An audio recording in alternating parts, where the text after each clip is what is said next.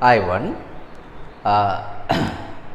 හොඳයි අපි තොරතුරු පද්ධතිය කියන ඕගොල්ලන්ගේ 17 වෙනි පාඩම් එකකේ තවත් එක වීඩියෝ එකක් තමයි ඔයාලට මේ ගේන්නේ. දැන් අපි ගිය සතිවල පුතාලාට මතක ඇති ගිය සතිවල අපි සාකච්ඡා කළා මෙන්න මේ කාරණාවල්. අපි කතා කළා දත්ත හා තොරතුරු කියලා කියන්නේ මොනවද කියන කාරණාව පිළිබඳව සාකච්ඡා කරා. දත්ත හා තොරතුරු. ඊට අමතරව අපි සාකච්ඡා කළා ළමයි දත්ත හා දත්තයක් තොරතුරක් බවට පරිවර්තනය කරන්නා වූ ක්‍රම පිළිබඳව අපි සාකච්ඡා කළා. ඒ වගේම තොරතුරු වල ලක්ෂණ පිළිබඳව නේද? ඒ වගේම දත්ත හා තොරතුරු පිළිබඳ වෙනස පිළිබඳව ඒ වගේම තොරතුරු වර්ගීකරණය පිළිබඳව කරුණු කාරණාවන් අපි පන්තියේදී සාකච්ඡා කරලා තියෙනවා. දැන් අපි ඊළඟට යන කාරණේ තමයි අපි කතා කරමු. දැනට අපි මේ පාඩමේ නම තියෙන්නේ තොරතුරු පද්ධති කියලා. මේ පාඩමේ අපි දැනට කතා කරලා තියෙන්නේ මේ තොරතුරු පද්ධති වල යෙදවුමක් වන දත්ත හා තොරතුරු පිළිබඳව පමණයි. දරුවනේ පරිගණක පද්ධතියක් සහ තොරතුරු පද්ධතියක් අතර වෙනසක් තියෙනවා. හරි? තොරතුරු පද්ධතියක් කියලා කියන්නේ දත්ත කියන ඒවා තොරතුරු බවට පරිවර්තනය කිරීමේ නිරත. දත්ත කියන ඒවා තොරතුරු බවට පරිවර්තනය කිරීමේ නිරත විවිධ පුද්ගලයන් ඒ වගේම පුද්ගලයන් ඒ වගේම උපකරණ. හරි? ක්‍රියාපටිපාටි වගේම සම්පත් උපකරණ අයින් කරමුකෝ. සම්පත් ගණනට අපි උපකරණ දාමුකෝ. හරි දත්ත තොරතුරු බවට පරිවර්තනය කිරීමේ නිරත පුද්ගලයන් ක්‍රියාපටිපාටි සහ සම්පත් වල එකතුවක් තමයි තොරතුරු පද්ධතියක් කියලා කියන්නේ. පද්ධතියක් කියන වචනේ තේරුම තමයි පද්ධතියක් කියන එකේ තේරුම තමයි ඒවා එකිනෙකට බැඳිලා තියෙනවා. දැන් අපේ ශරීරය කියලා කියන්නේ පද්ධතියක්. අපේ ශරීරයේ එකිනෙකට කියන්නේ අපේ ශරීරය ඇතුලේ උපපද්ධති ගොඩක් තියෙනවා. ශ්වසන පද්ධතිය, ආහාර ජීර්ණ පද්ධතිය, නේ රුධිර සංසරණ පද්ධතිය වගේ පද්ධති ගොඩකින් තමයි අපේ ශරීරය කියන එක හැදිලා තියෙන්නේ. එතකොට දැන් තොරතුරු පද්ධතිය කියන්නේ ඒ තොරතුරු පද්ධතියකුත් ඒ වගේ උපපද්ධති ගණනාවකින් තමයි තොරතුරු පද්ධතිය කියන එක හැදිලා තියෙන්නේ. දැන් තොරතුරු පද්ධතියක තියෙනවා ප්‍රධාන මූලිකාංග කීපයක්ම. මොනවාද මේ මූලිකාංග? ප්‍රධාන මූලිකාංග කීපයක්ම තියෙනවා. එකක් තමයි දත්ත. අපි යෙදවුමක් විදිහට පාවිච්චි කරන දත්ත.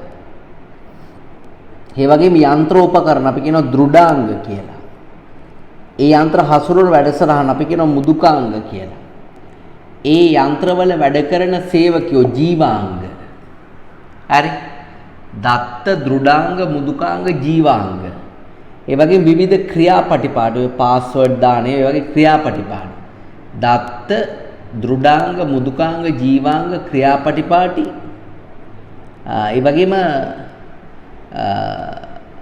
ස්ථිරාංග කියලා જાතියක් තියෙනවා. ස්ථිරාංග. හරි? ඒ වගේම තව තියෙනවා ආයතනිකාංග කියලා જાතිය. ආයතනිකාංග. හරි ෆර්ම්වෙයාර්ස් කියනවා. මෙන්න මේ දත්ත තොරතුරු බවට පරිවර්තනය කිරීමේ නිරත දත්ත දෘඩාංග, මුදුකාංග, ජීවාංග, දත්ත, ක්‍රියාපටිපාටි, ස්ථිරාංග, ආයතනිකාංග කියන ගණනාවක එකතුවකට අපි කියනවා තොරතුරු පද්ධතියක් කියලා. ඒතර විභාගෙදී ආයේ තොරතුරු පද්ධතියක මූලිකාංග මොනවද කියලා මේ තියෙන තොරතුරු පද්ධතියේ තියෙන මූලිකාංග. හරි? ඊට අමතරව තව ආයේ තොරතුරු පද්ධතියකින් සිදුවන මූලිකම කාර්යයන් මොනවද කියලා. මූලිකම කාර්යයන් තමයි එයා දත්ත ආදානය කරනවා. ඒ වගේම ඒක සැකසීම කරනවා. ඒ වගේම මේක මොකද්ද? ප්‍රතිදානය කරනවා. ප්‍රතිදානය කරන අවශ්‍ය නම් මතු ප්‍රයෝජනය සඳහා ගබඩා කරලා තියාගන්නවා. ඒ ගබඩා කරන ඒවා යලි සකස් කිරීමට භාජනය කරනවා. ඒකට අපි කියනවා ප්‍රතිපෝෂණය කියලා කියනවා. ප්‍රතිපෝෂණය. ගබඩා කරගත්ත දත්ත තව දෙයකට පාවිච්චි කරනවා නම් ඒකට අපි කියනවා ප්‍රතිපෝෂණයක් කියලා. අදාන සැකසීම ප්‍රතිදාන සහ ගබඩා කිරීම තමයි තොරතුරු පද්ධතියක තියෙන මූලිකම කාර්යයන් වෙන්නේ. හරි. එහෙනම් අපි යමු කෙලිම නෝට් එකට බලන්න පිටු අංක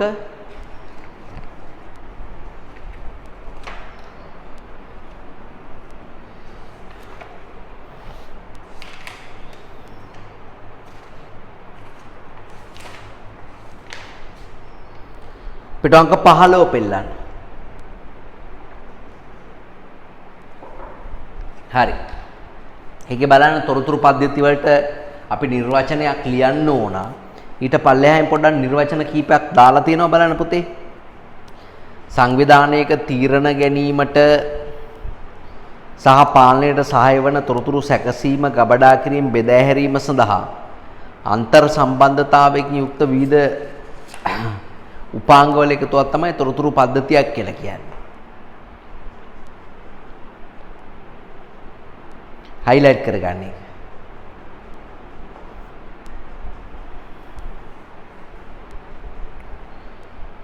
නැත්නම් සංවිධානයට අවශ්‍ය කරන තොරතුරු එකතු කරන, පරිවර්තනය කරන, බෙදා හරින පුද්ගලයන් ක්‍රියාපටිපාටි හා සම්පත්වල එකතුවකි. හරි අපි කල් ලියමු මේ.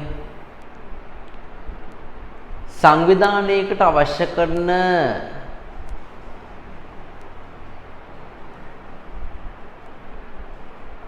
දත්ත හා තොරතුරු එක් රැස් කරන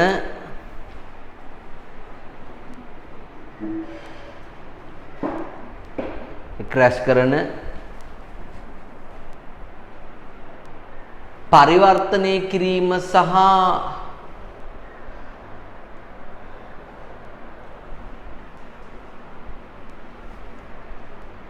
බෙදා හැරීමේ නිරත වන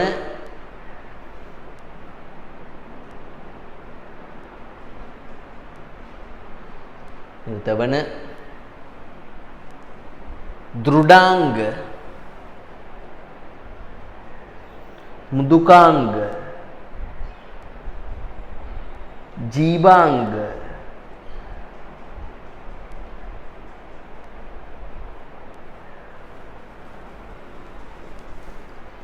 ආයතනිකාංග, දත්ත හා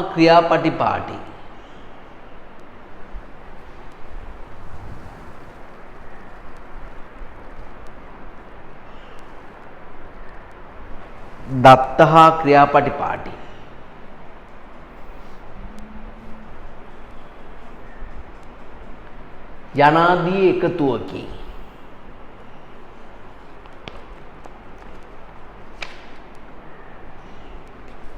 යනාදී එකතුවකි.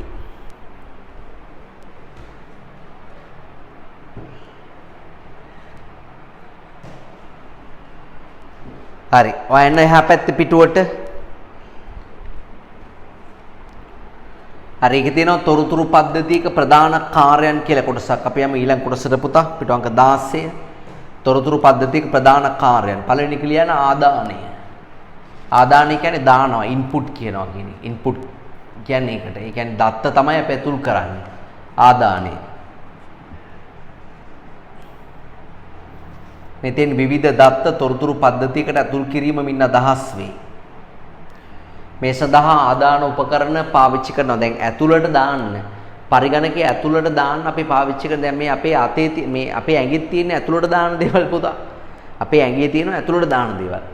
නේ දැන් අපිට ඕනනම් ඇඟිල්ල දාන්න පුළුවන් මේ නහයට, කනට, කටට. ඇඟිල්ල කියන්නේ දාන්න පුළුවන් දෙයක්. ඒ වගේ පරිගණකයට ඇතුළට දාන්න පුළුවන් උපකරණ ආදාන උපකරණ කියලා කියන්නේ. දැන් උදාහරණ යතුරු පෝරුව. ජොයිස්ටික් එක, ඒ කියන්නේ ගේම්ස් වලට එහෙම පාවිච්චි කරන ජොයිස්ටික් එක, මයික්‍රොෆෝන් එක, නේ, ස්කෑනර් එක, අපි කියන්නේ පරිලෝකන යන්ත්‍රය කියන්නේ ස්කෑනර් යන්ත්‍රය.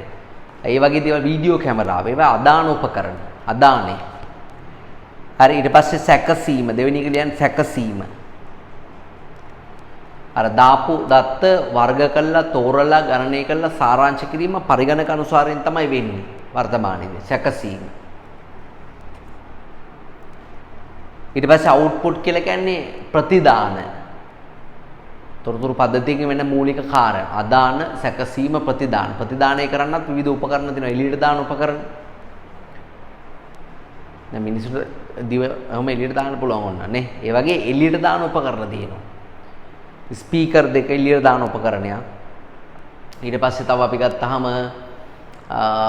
පින්ටරේ මුද්‍රණ යන්ත්‍රය එළියට දාන උපකරණයක්. අපි කියන්නේ මොනිටර් එක එළියට දාන උපකරණයක්. ප්‍රතිදාන උපකරණයක්. ඊට පස්සේ හතරෙනි ගබඩා කිරීම.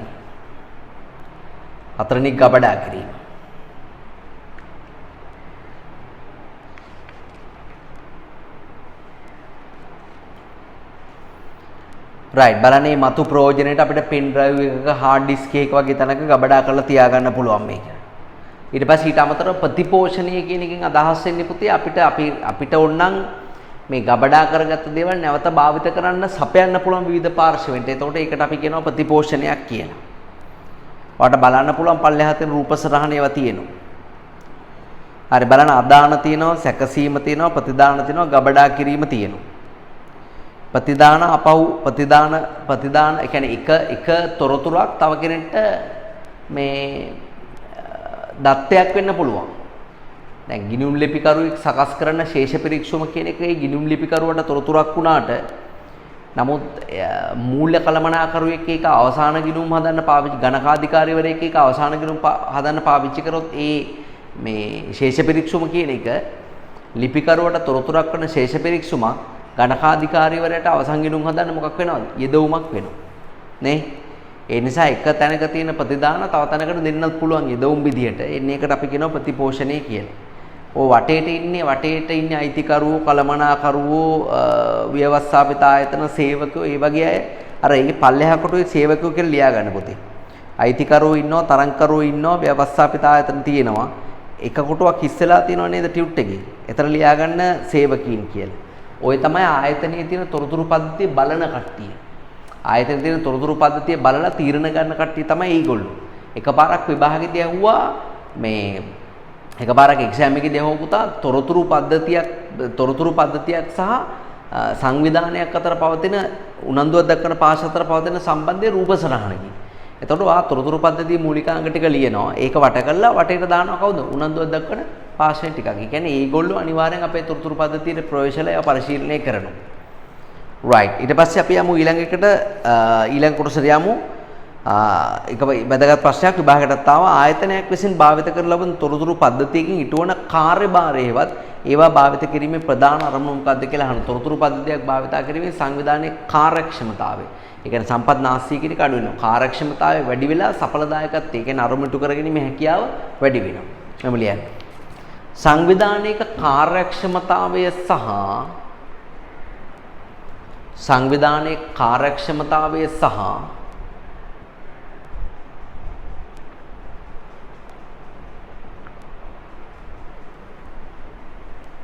සඵලදායකත්වය සංවිධානයක කාර්යක්ෂමතාවය සහ සඵලදායකත්වය වැඩි කිරීම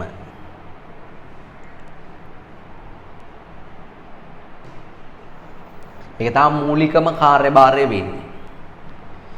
ඊට අමතරව තරගකාරී පරිසරයක් වර්තමානයේ තියෙන එකෙන් තොරතුරු පද්ධතියකින් අපේක්ෂිත කාර්යභාරයකුත් තියෙනවා තරගයට මුහුණ දෙනකොට. අපි තරගයට මුහුණ දෙනකොට පාරිභෝගිකයන්ට විවිධ දේවල් sannivedanaya කරන්න ඕන. නේ එහෙනම් ඒ බලන්න පළවෙනි එකේ අදාළ පාර්ශ්වයට නිවැරදි තොරතුරු දෙන්න අනිවාර්යයෙන්ම වැදගත් වෙනවා. ඒ වගේම නිෂ්පාදවල ගුණත්වය නංව ගන්න පරිගණක සහ තොරතුරු තාක්ෂණය භාවිත කරන්න පුළුවන්. පිරිවැය අඩු කරන්න වගේ දේවල් වලට තොරතුරු තාක්ෂණය භාවිත කරන්න පුළුවන්. හරි. ඊට පස්සේ කළමනාකරන කරු ගන්න තීරණ වල සාර්ථකභාවය වැඩි කර ගන්න පුළුවන්.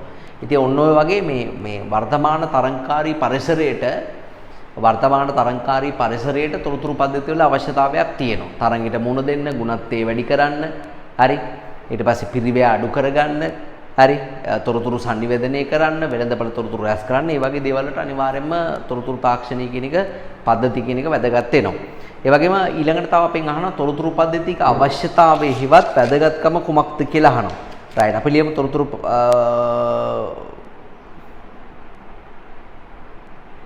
පද්ධතික අවශ්‍යතාවය මත වැදගත්කම මෙහෙම ලියන්න. කළමනාකරන තීරණ ගැනීම සඳහා තොරතුරු පද්ධතියක් ඕනේ.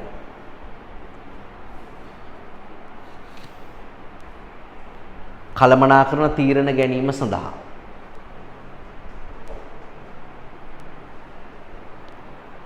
තව සංවිධානයේ සමස්ත ඵලදායකත්වයේ වැඩි දියුණු කර ගැනීම සඳහා සංවිධානයේ සමස්ත ඵලදායකත්වයේ වැඩි දියුණු කර ගැනීම සඳහා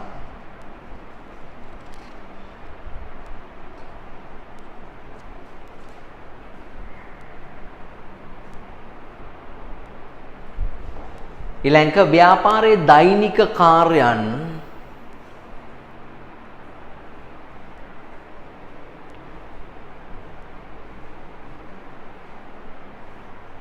ව්‍යාපාරේ දෛනික කාර්යයන් සාර්ථකව ඉටු කර ගැනීම සඳහා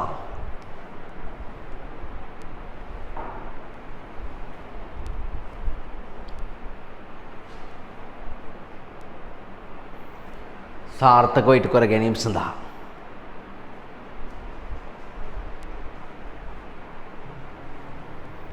තව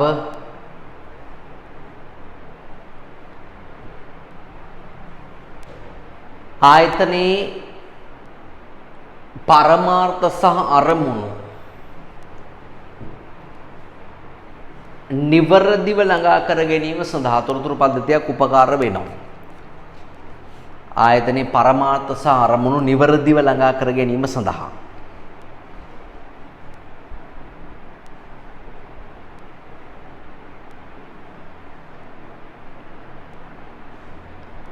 වගේම සම්පත් නාස්‍ය අවම කිරීම සඳහා කාලය මුදල් ගබඩා ඉඩකඩ වගේ සම්පත් නාස්‍යම අඩු කර ගන්න පුළුවන් තොරතුරු පද්ධතියක් තිබුණාම සම්පත් නාස්‍ය අවම කර ගැනීම සඳහා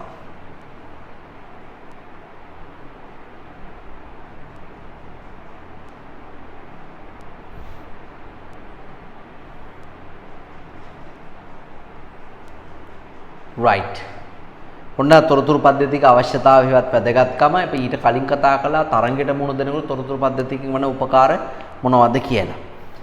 හරි ඊට පස්සේ ඊළඟ මාතෘකාව චුට්ටක් හදාගන්න 17 වෙනි පිටුවේ තොරතුරු පද්ධතියක මූලිකාංග වෙන්න ඕන පුතේ. ඒක ඉංග්‍රීසි වලින් වැදලා තියෙන තොරතුරු පද්ධතියක මූලිකාංග.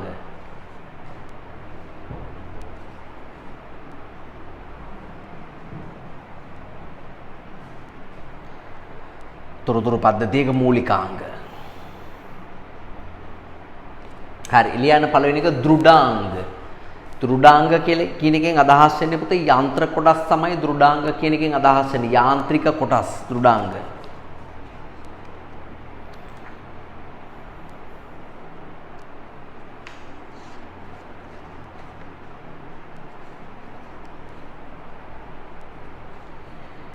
ඒ වගේම software කියලා කියන්නේ මුදුකාංග. මුදුකාංග කියලා කියන්නේ පරිගණකයේ තියෙන වැඩසටහන්. ඒ වැඩසටහන් බෙදන්න පුළුවන් පද්ධති මුදුකාංග සහ යෙදුම් මුදුකාංග කියලා අපි ඉස්සරහට සාකච්ඡා කරමු. දෘඩාංග මුදුකාංග. ඒ වගේම ජීවාංග. ජීවාංග කියලා කියන්නේ අර software පාවිච්චි කරලා hardwares මෙහෙවන අය. ඒ කියන්නේ මුදුකාංග පාවිච්චි කරලා දෘඩාංග මෙහෙවන අය තමයි live wares කියලා කියන්නේ. ඉතින් අනාගතයේ තව පරිගණක තව ගොඩක් දියුණු වෙනකොට live wares ප්‍රමාණය එන්න අඩු වෙයි. පරිගණකයක වැඩ කරන පුද්ගල ප්‍රමාණය එන්න අඩු වෙයි. හරි මෙහෙම ලියන්නේ ජීවාංග. ජීවාංගත් බෙදනවා කොටස් දෙකකට දත්ත සේවකයෝ සහ දැනුම සේවකයෝ කියලා. ජීවාංග. ඔය ඉංජිනේරුවෝ ලිපිකරුවෝ දත්ත ඇතුල් කරන අය ඒවා ජීවාංග. ඊට පස්සේ ෆර්ම්වෙයාර් කියලා කියන ආයතනිකාංග. නෑ sorry පොඩ්ඩක් ඉන්න. ඒක ෆර්ම්වෙයාර් නෙමෙයි. ඒකේ ලියවෙන්න ඕන පුතා මෙහෙම. ඒකේ ලියවෙන්න ඕන ස්ථිරාංග කියලා. ෆර්ම්වෙයාර් කියලා කියන්නේ ස්ථිරාංග. ආයතනිකාංග ඔයගොල්ලන්ගේ සිලබස් එකෙන් අයින් වෙලා තියෙන්නේ. ස්ථිරාංග. පරිගණකයේ තුල ස්ථිර ලෙස ගබඩා කරලා තියෙන මතකයන් වගේ දේවල් තමයි ස්ථිරාංග කියලා කියන්නේ. මයික්‍රොචිප් වගේ දේවල් ඒවා ස්ථිරාංග. ඊට පස්සේ දත්ත. යෙදවීමක් විදිහට තමයි තොරතුරු පද්ධතියකට දත්ත කියන එක පාවිච්චි කරන්නේ. ඒ වගේම ප්‍රොසීඩියර්ස් කියලා කියන්නේ මොකද්ද පුතේ? ක්‍රියාපටිපාටි. නීති ඒ කියන්නේ තොරතුරු පද්ධතිය පාලනය කරන්න පාවිච්චි කරන නීති රීති ප්‍රතිපත්ති ක්‍රියාමාර්ග තමයි ක්‍රියාපටිපාටි කියලා කියන්නේ. හරි. ඔන්නෝමයි ඒ තොරතුරු පද්ධති වල මූලිකාංග පිළිබඳව අපි සාකච්ඡා කරන්නේ. හරි. එමනම් අපි යමු ඊළඟ මාතෘකාව පිළිබඳව කතා කරන්න. අපි සාකච්ඡා කරමු ඊළඟ මාතෘකාව පිළිබඳව. බලන්න පුතා පිටු අංක 18ට එන්න.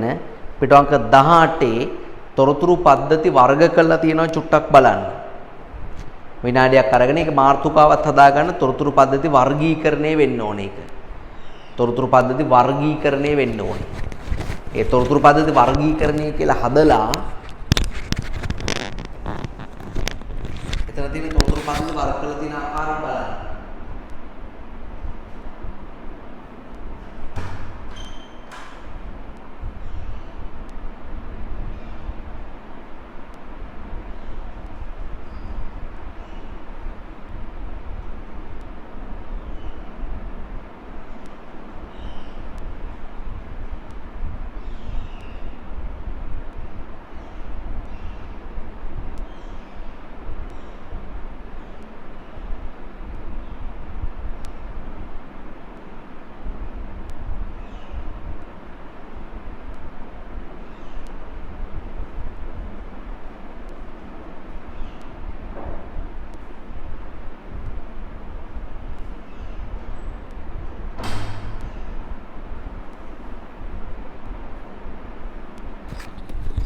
හරි දැක්කද වර්ගීකරණය කළ තියෙන ආකාරය. ඒකට යා කමාරු මාර්තුකාවක්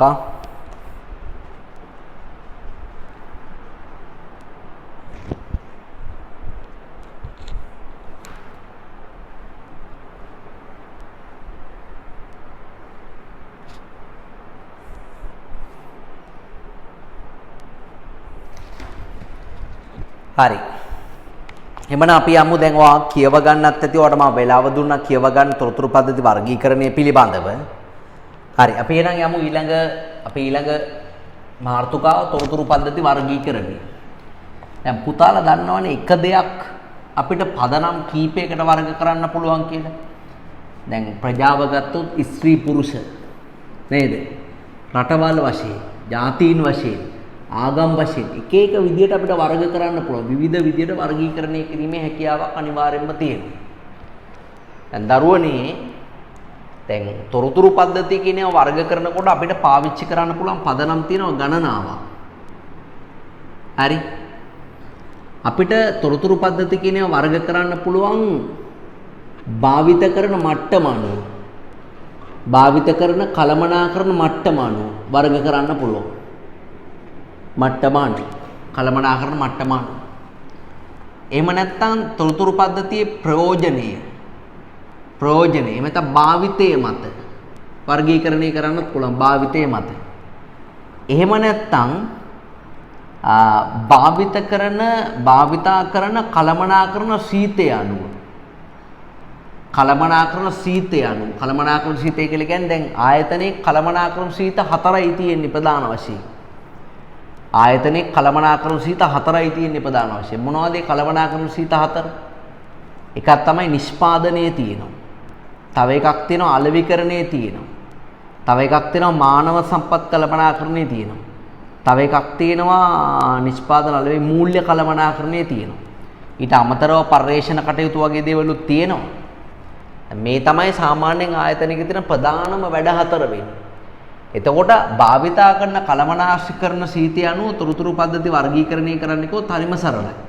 මෙහෙයුම් තොරතුරු පද්ධති. ඒ කියන්නේ ඒවා නිෂ්පාදන කටයුතු වලට භාවිතා කරන තොරතුරු පද්ධති. දැන් ඔයා දන්නවා නිෂ්පාදන කටයුතු කොහොම මොනවද නිෂ්පාදන කටයුතු වලට අයිති වෙන්නේ? තොග පාලනය, තත්ත්ව පාලනය, ගබඩා පාලනය, ද්‍රව්‍ය පාලනය නේද? යාන්ත්‍රික යන්ත්‍රෝපකරණ පාලනය ඒවා තමයි මෙහෙයුම් පාලනය කියලා කියන්නේ. මෙහෙයුම් කටයුතු කියලා කියන්නේ ඒකයි. ඔබ යම්කිසි තොරතුරු පද්ධතියක් දැක්කහම ඒ තොරතුරු පද්ධතිය නිෂ්පාදනද අලවිද මූල්‍යද මානව සම්පත් කටයුතු සඳහාද භාවිත කරන්න කියලා වෙන් කර ගැනීම හැකියාව ඔබට වාණිජ කරන ශිෂ්‍යයෙක් විදිහට අනිවාර්යයෙන්ම තියෙනවා. දැන් අපි දන්නවා භාණ්ඩ හා සේවා මිල කළොත් ඒක අලෙවිකරණයට අයිති වෙන්නේ. මේ පොලි ගෙවුවොත් ඒක අයිති වෙන්නේ මූල්‍යකරණයට. සේවකව පුහුණු කළොත් මානව සම්පත්. එතකොට දැන් විභාගෙදී පුතාලගෙන් අහයි මොකක් හරි ප්‍රශ්නයක් දීලා කළමනාකරන සීතය අනුව මේ කුමන තොරතුරු පද්ධතියද? කළමනාකරන සීතය කියලා කියන්නේ කරන කළමනාකරන කාර්යය. ඒතර ඒ අනුව ආයතනයක තොරතුරු පද්ධතිය තියෙන්නේ මෙහෙයුම් තොරතුරු පද්ධතිය. ඊට පස්සේ අලෙවිකරණ තොරතුරු පද්ධතිය තියෙනවා. ඒ වගේම මානව සම්පත් තොරතුරු පද්ධතිය තියෙනවා. ඒ වගේම මූල්‍ය තොරතුරු පද්ධතිය තියෙනවා. හරි? මෙහෙයුම් තොරතුරු පද්ධතිය, අලෙවිකරණ තොරතුරු පද්ධතිය, මානව සම්පත් තොරතුරු පද්ධතිය සහ මූල්‍ය තොරතුරු පද්ධතිය. ඔන්න තියෙන තොරතුරු පද්ධති වර්ග 4. ඊට අමතරව ඕනනම් පර්යේෂණ තොරතුරු පද්ධති තියෙනවා. පර්යේෂණ තොරතුරු පද්ධති. හරි? ඔය වගේ. ওই විදිහට අපිට භාවිතා කරන කළමනාකරන සීතය අනුව තොරතුරු පද්ධති වර්ගීකරණය කරන්න පුළුවන්. දැන් ඔයා බලන්න ඔයාගේ ටියුට් එක අරගෙන ටියුට් එකේ 18 වෙනි පිටුව අරගෙන ඒකේ 3 වෙනි වර්ගීකරණයට යන කළමනාකරන සීතය අනුව තොරතුරු පද්ධති වර්ගීකරණය. බලන්න නිෂ්පාදන අලෙවි මූල්‍ය මානව සම්පත් පර්යේෂණ සංවර්ධන පද්ධති.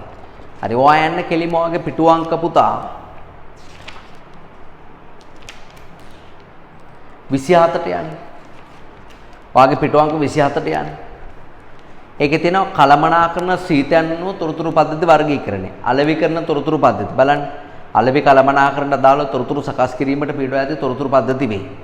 දැන් ඔය උදාහරණ දීලා තියෙන වෙළඳපළ පර්යේෂණ වලට පද්ධතියක්, ඒ කියන්නේ පද්ධතියක් කියන්නේ software එකක් කියලා හිතන්නකෝ. වෙළඳපළ පර්යේෂණ, ප්‍රචාරණ කටයුතු, විකුණුම් කටයුතු, විකුණුම් පුරෝකතන කියලා කියන්නේ වර්තමාන දත්ත දුන්නාම, කියන්නේ අද දත්ත දුන්නාම හෙට නැත්තම් ලබන සතියේ ලබන මාසේ කොච්චර විකිරනවද කියන එක එයා පුරෝකතනය කරනවා. ඉතින් ඒ වගේ දේක් පුරෝකතනය කරා අපිට ලේසියිනේ. ඒ අනුව අපිට භාණ්ඩ හා සේවා මිලදී ගැනීම හෝ නිෂ්පාදනය කරන්න පුළුවන්.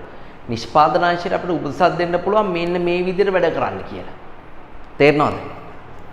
හරි. right.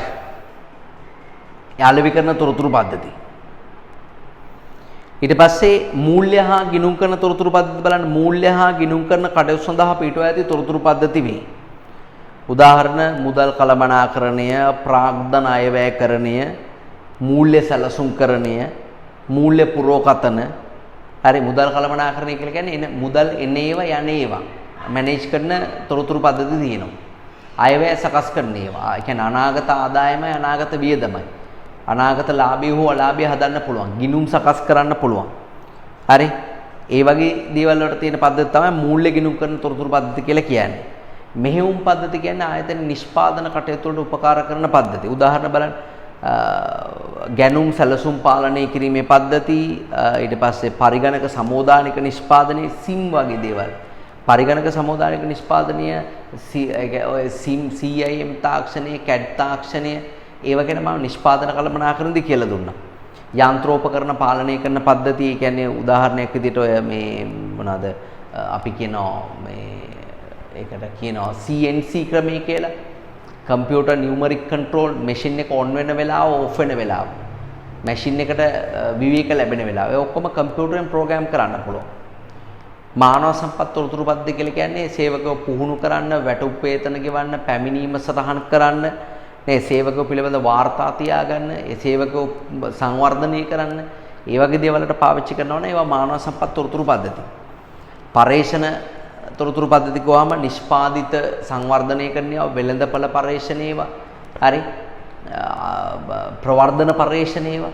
ඒ වගේ මේ විවිධ මේ පර්යේෂණ කටයුතු වලට පාවිච්චි කරනවා නම් ඒවට අපි කියනවා පර්යේෂණ තොරතුරු පද්ධති කියලා. ඒ වගේ මේ විභාගෙදී අහුවොත් එහෙම යම්කිසි කාර්යයක් දීලා යම්කිසි තොරතුරු පද්ධතියක් දීලා ඒක කුමන කළමනාකරන සීතයට අයත් තොරතුරු පද්ධතියක්ද කියලා ඔයාලට ඒ කාර්ය දිහා බලලා ඒක නිෂ්පාදනද අලවිද මූල්‍යද මානව සම්පත්ද පර්යේෂණද කියලා අඳුරා ගැනීමේ හැකියාව අනිවාර්යයෙන්ම තියෙන්න ඕනේ. හරි ඒ තමයි 27 වෙනි පිටුවේ තියෙන විස්තරය. ඊට පස්සේ අපි යමු කළමනාකරන මට්ටම අනුව තොරතුරු පද්ධති වර්ගීකරණය කියන එකට යමු. කළමනාකරන මට්ටම අනුව. දැන් දරුවනේ ඕගොල්ලෝ දන්නවා මෙන්න මේ කාරණේ. හරි. දැන් ආයතනයක කළමනාකරන මට්ටම් සාමාන්‍යයෙන් තියෙන්නේ 3යි. මම මේ කලින් වීඩියෝ එකේදීත් මේ කතාව කිව්වා. ආයතනයක සාමාන්‍යයෙන් කළමනාකරන මට්ටම් 3යි තියෙන්නේ ආයතනේ. මොනවද මේ කළමනාකරන මට්ටම් 3? එකක් තමයි උපක්‍රමික මට්ටම තියෙනවා. උපක්‍රමික මට්ටම. ඊට පස්සේ ඊට අමතරව තව තියෙන පුතේ උපාය මාර්ගික මට්ටම තියෙනවා. උපාය මාර්ගික මට්ටම තියෙනවා. උපක්‍රමික මට්ටම, උපාය මාර්ගික මට්ටම. ඊට අමතරව මෙහෙයුම් මට්ටම තියෙනවා. මෙහෙයුම් මට්ටම තියෙනවා. හරි. ඒ කියන්නේ ඔයාට සරල භාෂාවෙන් කිව්වොත් ඉහළ කළමනාකරණය, මැද පෙළ කළමනාකරණය, පහළ කළමනාකරණය. සාමාන්‍යයෙන් ආයතනයක ඉහළ කළමනාකරුවන්ගේ නම එක්ක සභාපති වෙන්නත් පුළුවන්. එහෙම නැත්නම් සාමාන්‍ය අධිකාරී වෙන්නත් පුළුවන්. නේ? එහෙම නැත්නම් අධ්‍යක්ෂක වෙන්නත් පුළුවන්. ඒ වගේ මේගොල්ලන්ගේ නියෝජ්‍යය, නියෝජ්‍ය අධ්‍යක්ෂක, නියෝජ්‍ය සාමාන්‍ය අධිකාරී, නියෝජ්‍ය සභාපති ඒ ඔක්කොම මුළු ආයතනයකම තීරණ ගන්න ඉහළම මට්ටමේ කළමනාකරුවෝ ඒගොල්ලන්ට තමයි අපි උපක්‍රමික මට්ටමේ කළමනාකරුවෝ කියලා කියන්නේ. දැන් ඔයාට මතක ඇති ගිය සතියේ ඒ ඉහළ පෙළේ කළමනාකරුවෝ විසින් පාවිච්චි කරන තොරතුරු වල ලක්ෂණ අපි කතා කළා. ඒගොල්ලෝ වැඩිපුර පාවිච්චි කරන්නේ සාරාංශයවද සාරාංශගත නොවනේවද? සාරාංශයව. අභ්‍යන්තරයේවද බාහිරයේවද? බාහිරයේව. ගුණාත්මකද ප්‍රමාණාත්මකද? ගුණාත්මකේව. අවදානමේ වැඩි ඒවාද අඩු ඒවාද? අවදානමේ වැඩි ඒවා. මුළු සංවිධානයේම ආවරණය වෙන දේවල්ද එක දෙයක් ආවරණය වෙන දේවල්ද? මුළු සංවිධානයේම ආවරණය වෙන දේවල්. ඉතින් ඒ අනුව දැන් එන්නේ වගේ ලක්ෂණ වලින් හෙබි තොරතුරු සම්පාදනය කරන්න පුළුවන් තොරතුරු පද්ධති උපක්‍රමික මට්ටමේ තොරතුරු පද්ධති කියලා කියනවා.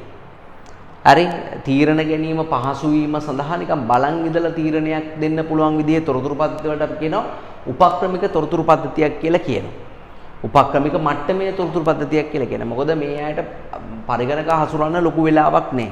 ටක් ගාලා කම්පියුටරේ ඩේටා එක දාලා රන් කළාට පස්සේ අනිවාර්යෙන් උත්තරේ එන්න ඕනේ. හරි ඒ තමයි උපක්‍රමික මට්ටමේ තොරතුරු පද්ධතියක් කියලා කියන්නේ ඒ වගේ දෙයක්.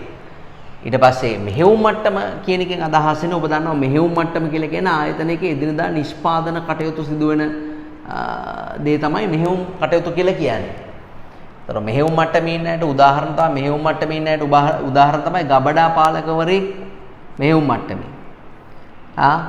ඊට පස්සේ සුපරීක්ෂකවරේ මෙහෙයුම් මට්ටමේ අය.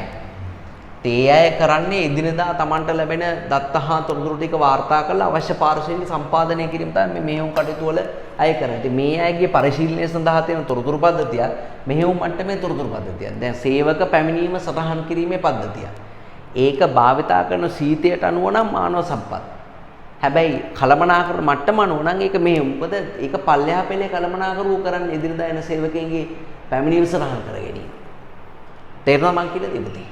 අයවැය සැකසීම අයවැයක් හදනවා කියන එක අනිවාර්යෙන් මේ භාවිතා කරන කළමනාකරන සීතය අනුව මූල්‍ය තොරතුරු පද්ධතිය. හැබැයි අයවැයක් සකස් කරනවා කියලා කියන්නේ මුළු ආයතනයේටම උපක්‍රමික මට්ටමේ අය කරන දෙයක් ඒක. ඒ කියන්නේ ඒක භාවිතා කරන කළමනාකරන මට්ටම අනුව උපක්‍රමිකයි. භාවිතා කරන සීතය අනුව ඒක අනිවාර්යෙන් මූල්‍ය කළමනාකරන. තේරෙනවද මං කියන්නේ? ඒවා වෙන වෙනම පදනම් එකට ජොයින් කරන්න පුළුවන්. දැන් සාමාන්‍ය කළමනාකරණයේදී උපාය මාර්ගික මට්ටම කියන එක IT වලදී බෙදනවා කෑලි දෙකකට. ඒ කියන්නේ IT වලදී විතරක් මැනේජ්මන්ට් ලෙවල් තියෙනවා 4ක්. උපක්‍රමික මට්ටම ඊළඟට තියෙනවා කළමනාකරණ මට්ටම. කළමනාකරණ මට්ටම කියලා කියන්නේ මැද පෙළ කළමනාකරුවෝ පුතේ. කළමනාකරණ මට්ටම කියලා කියන්නේ මැද පෙළ කළමනාකරුවෝ. ඒ කියන්නේ නිෂ්පාදන අලෙවි මූල්‍ය මානව සම්පත් පර්යේෂණ කියන කළමනාකරුවෝ තමයි මේ මැද පෙළේ ඉන්නේ.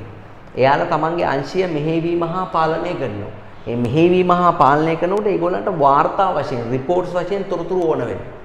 ඒ රිපෝට් හදලා දීමේ එකම හැකියාවක්වත් මේ පල්ලෙහා ඉන්න මේ ඒ කියන්නේ පල්ලෙහා මට්ටමේ අය රිපෝට් විශ්ලේෂණය කිරීමේ හැකියාවක් නැහැ. ඒ ඔක්කොම මේ කළමනාකරන මට්ටමේ ඉන්න අය තමයි මූලික වශයෙන්ම කරන්නේ. ඒ කියන්නේ මැද පෙළ කළමනාකරන. මැද පෙළ කළමනාකරෝ තමන්ගේ අංශය පාලනයට සහ මෙහෙවන්න තොරතුරු පද්ධති භාවිත කරනවා. අන්න ඒවට අපි කියනවා කළමනාකරන මට්ටමේ තොරතුරු පද්ධති කියලා. තව ඉස්සරහට ගියාම ඔයාලට ඒවා තේරෙයි. එතකොට මේ මැද පෙළ කළමනාකරණය බෙදෙනවා කළමනාකරන මට්ටම සහ දැනුම මට්ටම කියලා. දැනුම මට්ටම. දරුවනේ ආයතනයක පාවිච්චි කරන ජීවාංග. ජීවාංග කියන එකෙන් අදහස් වෙන්නේ මොකද්ද? ජීවාංග කියන එකෙන් අදහස් වෙන්නේ පරිගණක පද්ධතියකට සම්බන්ධ විවිධ පුද්ගලයන්. ඒ පුද්ගලයන්ව බෙදනවා දැනුම සේවකයෝ සහ දත්ත සේවකයෝ කියලා කොටස් දෙකකට. දත්ත සේවකයෝ කරන්නේ තොරතුරු රැස් කිරීම කරනවා. ඒවා වාර්තා කිරීම කරනවා. වාර්තා කිරීම කරනවා ඒ වගේම සැපයීම කරනවා. අවශ්‍ය පාර්ශ්වයට සැපයීම කරනවා. රැස් කිරීම, වාර්තා කිරීම, සැපයීම කරනවා. එයාලට තීරණ ගන්න අරමයා මුකුත් කරන්න බෑ. ඒවා ඒ කියන්නේ ඒ අවශ්‍ය කරන දත්ත ටික ඊට පස්සේ සම්පාදනය කරනවා දැනුම සේවකීන්ට. දැන් දත්ත සේවකයෙක්ට උදාහරණයක් තමයි ලිපිකරුවෙක්. ඒ වගේම දත්ත ඇතුල් කරන එක්කෙනෙක්, දත්ත ඇතුල් කරන්නේ. හරි? ඒ දත්ත සේවකෙන් උදාහරණ. දැනුම සේවකයෝ කෙලිම මේ දත්ත පාවිච්චි කරලා තොරතුරු උත්පාදනය කරනවා. ඉංජිනේරුවරු, දැනුම සේවකයෝ. හරි? ඒ වගේම මේ අපි ගත්තොත් ගණකාධිකාරිවරු දැනුම සේවකයෝ. හරි? පර්යේෂකයෝ දැනුම සේවකයෝ, වෛද්‍යවරු දැනුම සේවකයෝ. එතකොට දැන් මේ දැනුම මට්ටම කියලා කියන්නේ දැන් භාවිතා කරන මට්ටම අනුව උපක්‍රමික මට්ටම, කළමනාකරන මට්ටම, දැනුම මට්ටම, මෙහෙයුම් මට්ටම. දැන්ටත් මෙහෙයුම් මට්ටම කියන්නේ මොකක්ද කියලා දන්නවා. කළමනාකරන මට්ටම කියන්නේ නිෂ්පාදන අලෙවි මූල්‍ය මානව සම්පත් කළමනාකරුවන් ඉන්න තැන තමයි කළමනාකරන මට්ටම කියලා කියන්නේ. හරි? දැනුම මට්ටමේ ඉන්නේ දැනුම සේවකයෝ වගේම දත්ත සේවකයොත් ඉන්නවා. ඒකට හේතුව මේ දැනුම සේවකයන්ගේ උදව්වට තමයි දත්ත සේවකයෝ ඉන්නේ. රජතුමා ඉන්න තැන තමයි රජතුමා ඉන්න තැන ඉඳගෙන තමයි අර වටේ ඉන්න දසිදස්සෝ පවන් ගහන්නේ. රජතුමා මේ දියකෙලියට ගියාට පස්සේ සිංහාසනයට පවන් ගහින්නේ නැහැ. දියකෙලියට රජතුමත් එක්කම යනවා. ඒ වගේ තමයි දැනුම සේවකයෝ කොතනද දත්ත සේවකයෝ එතන. දැනුම සේවකයෝ කොතනද ඉන්නේ? ඒගොල්ලන්ට තොරතුරු සපයන්න දත්ත සේවකයෝ ඒගොල්ලොත් එක්කම එකම ලෙවල් එකේ ඉන්නවා. ඇත්තටම දත්ත සේවකයෝ කියන්නේ කලමනාකරුවෝ නෙමෙයි. දැන් මේ මම බෙදන්නේ ආයතනයක තියෙන කලමනාකරන මට්ටම් ටික තමයි බෙදන්නේ. කලමනාකරුවෙක් නොවුනත් දත්ත සේවකයා දැනුම මට්ටමට එනවා. ඒකට හේතුව එයා ඉන්නේ දැනුම සේවකින්ට තොරතුරු උත්පාදනය කරන්න. තේරෙනවද? ඒ වගේ කලමනාකරන මට්ටම අනුව තොරතුරු පද්ධති වර්ගීකරණය කරන්න පුළුවන්. හරි. දැන් එහෙනම් ඊළඟ කොටසට යමු අපි. ඒකේ බලන්න ඔයා පෙන්නන්න පුතා පිටුවංක 19. පිටුවංක 19 පෙන්නලා ඒකේ මාතෘකාව පොඩ්ඩක් හදන්න භාවිතා කරන මට්ටම අනුව වර්ගීකරණය. භාවිතා කරන කලමනාකරන මට්ටම අනුව වර්ගීකරණය.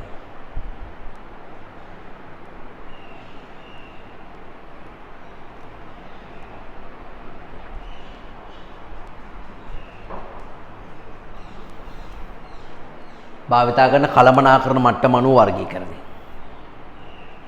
හරි බලන්නේ කලමනාකරන මට්ටම් ටික බලන්න පුතේ උපක්‍රමික කලමනාකරන දැනුම මෙහෙයුම් මට්ටම.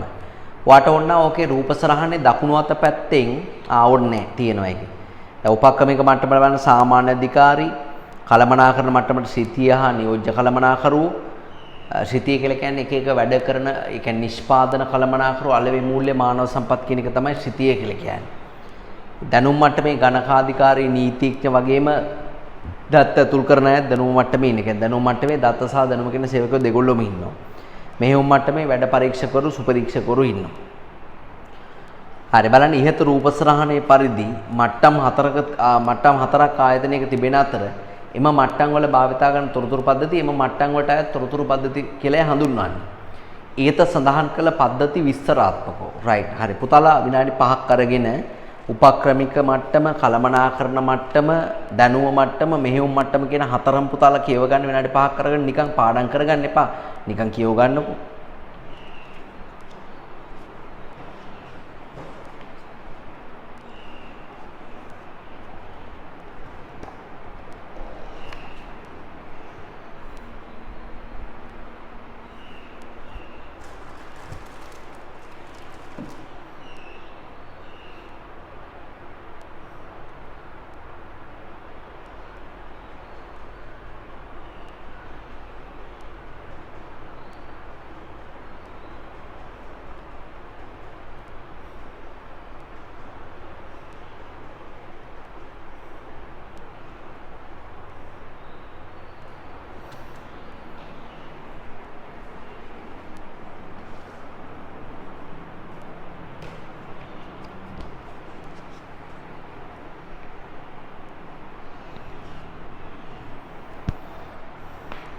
හොඳට හතරම කියව ගන්න. හරි ඔයා ඕනනම් උපක්‍රමික මට්ටම ආපහු බලන්න මමත් එකපාරක් කියවන්නම්. උපක්‍රමික මට්ටම යනු සංවිධානයක ජ්‍යෙෂ්ඨතම කළමනාකරුවන් නියෝජනය කරන මට්ටමයි ඉරි ගහ ගන්න.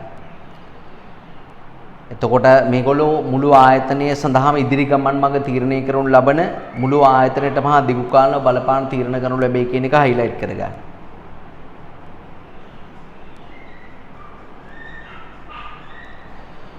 රයිට්. එතකොට මේ මට්ටමේදී සාමාන්‍ය අධිකාරී සභාපති නියෝජ්‍ය සාමාන්‍ය අධිකාරී වන උදාහරණ වේ කියන එක හයිලයිට් කරගන්න.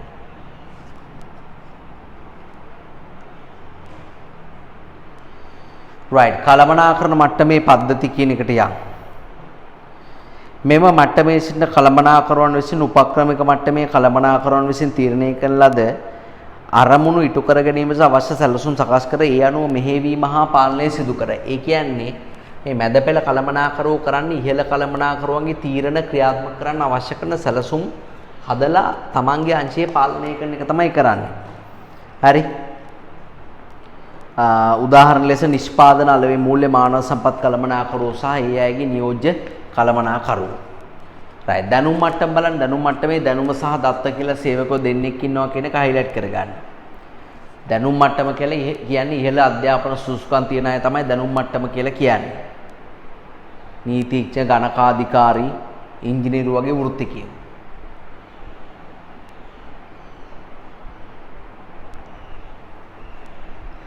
ඒගොල්ලෝ තොරතුරු ජනිත කරන පුද්ගලයෝ ලෙසද හඳුන්වන්න පුළුවන්.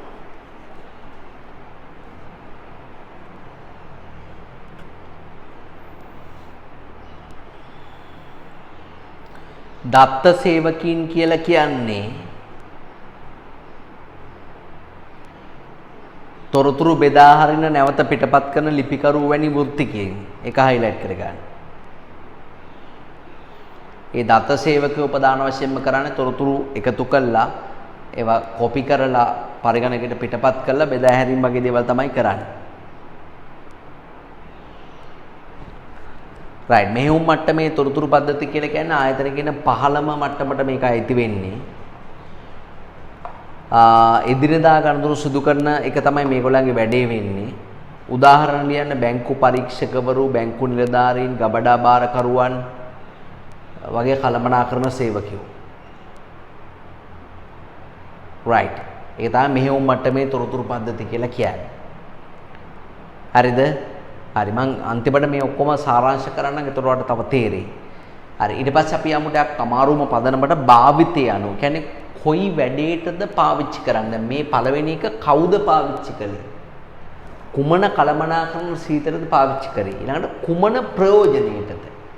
හරි මොන ප්‍රයෝජනයක් කරබයාද මේ තොරතුරු පද්ධති භාවිතා කරන්න කියන කාරණේ මත තොරතුරු පද්ධති වර්ග කරන්න පුළුවන් එකක් තවත් එක විදිහක් තියෙනවා. හරි බලන්න භාවිතය අනුව තොරතුරු පද්ධති වර්ගීකරණය කරනවා. කුමන කාර්යයක් සඳහා තොරතුරු පද්ධති යොදවන්නේද කියන කාරණේ මත තොරතුරු පද්ධති වර්ග කරන්න පුළුවන්. හරි ඒ අනුව තොරතුරු පද්ධති වර්ග 6කට බෙදෙනවා. පළවෙනි එක ලියන්න ගනුදෙනු සැකසුම් පද්ධතිය. පළවෙනි එක ලියන්න ගනුදෙනු සැකසුම් පද්ධතිය. ඒකට TPS කියලා තමයි කියන්නේ ගනුදෙනු සැකසුම් පද්ධතිය.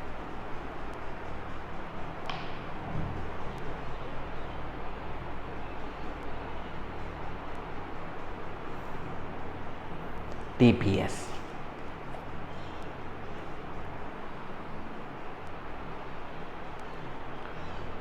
ඊට පස්සේ දෙවෙනි එක දැනුම කාර්ය පද්ධතිය. දැනුම කාර්ය පද්ධතිය. KWS කියලා තමයි ඒකට කියන්නේ. දැනුම කාර්ය පද්ධතිය. KWS.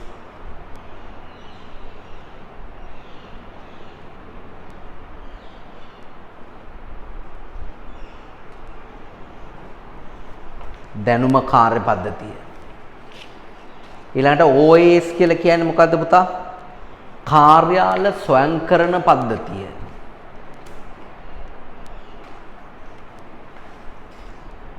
කාර්යාල ස්වයංකරණ පද්ධතිය.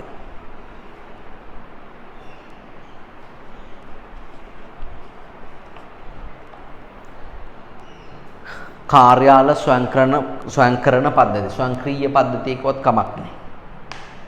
හතර මැනේජ්මන්ට් ඉන්ෆර්මේෂන් සිස්ටම් කියලා කියන්නේ කළමනාකරන තොරතුරු පද්ධතිය.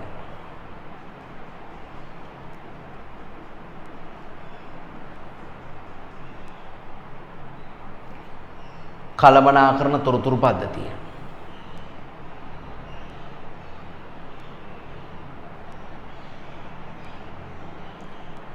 ඊට පස්සේ පස්වෙනි ඩිසිෂන් සපෝට් සිස්ටම් කියලා කියන්නේ DSS කියලා කියන්නේ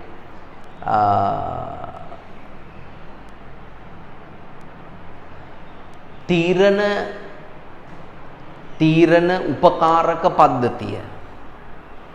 නැත්නම් තීරණ ආධාරක පද්ධතිය කියලා කියන තීරණ උපකාරක පද්ධතිය.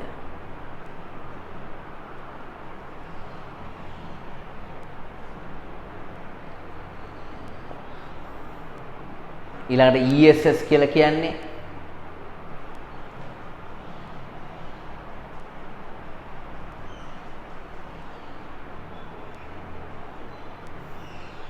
විදායක උපකාරක පද්ධතිය නැත්නම් විදායක ආධාරක පද්ධතිය. විදායක උපකාරක පද්ධතිය නැත්නම් විදායක ආධාරක පද්ධතිය.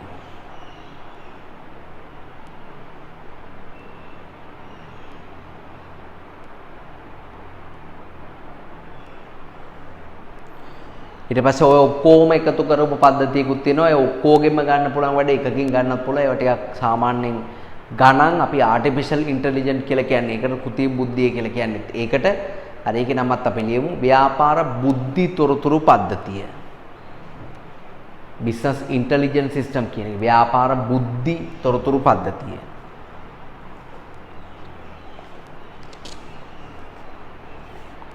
ව්‍යාපාර බුද්ධි තොරතුරු පද්ධතිය.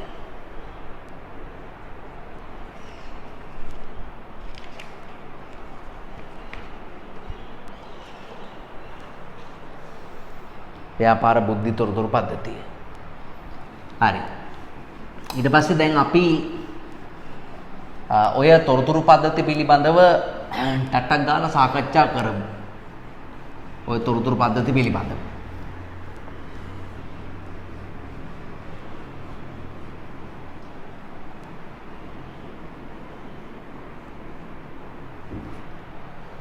හරි. හොඳයි. දැන් අපි සාකච්ඡා කරන්න යන්නේ දැන් ආයතනයක අපි තොරතුරු පද්ධති වර්ග කළානේ එක එක පදනම් වලට. ආයතනයක තොරතුරු පද්ධති අපි වර්ග කළා එක එක පදනම් වලට. හරි. ඒක එක පදනමක් තමයි කළමනාකරන ශීතය අනුව අපි වර්ග කළා. හරි. කොහොමද ඒ වර්ග කළේ? නිෂ්පාදන, අලෙවි, මූල්‍ය, මානව සම්පත්, පර්යේෂණ, තොරතුරු පද්ධති කියලා වර්ග කළා. ඊට පස්සේ භාවිතා කරන කළමනාකරන මට්ටම අනුව අපි වර්ග කරා. කොහොමද? උපක්‍රමික මට්ටමේ තොරතුරු පද්ධති, ඊට පස්සේ කළමනාකරන මට්ටමේ තොරතුරු පද්ධති, දැනුම මට්ටමේ තොරතුරු පද්ධති, ඒ වගේම මෙහෙයුම් මට්ටමේ තොරතුරු පද්ධති කියලා වර්ගීකරණය කළා. දැන් අපි කතා කරන්නේ භාවිතයේ මත. නැත්නම් අපි කියනවා ප්‍රයෝජනයේ මත තොරතුරු පද්ධති වර්ගීකරණය කරන්නයි යන්නේ. ඒතර ඒකේ පළවෙනියට අපිට හම්බෙච්ච දේ තමයි ESS කියන එක. අපි යටේ නම ගමුකෝ. පල්ලෙහා මට්ටමේ ඉඳන් ගමු. OA අපිට මුලින්ම හම්බුණා TPS කියලා එකක්. TPS කියලා කියන්නේ පුතා කාර්යාල ස්වයංක්‍රීය පද්ධතිය. නෑ සෝරි වැරදුනා.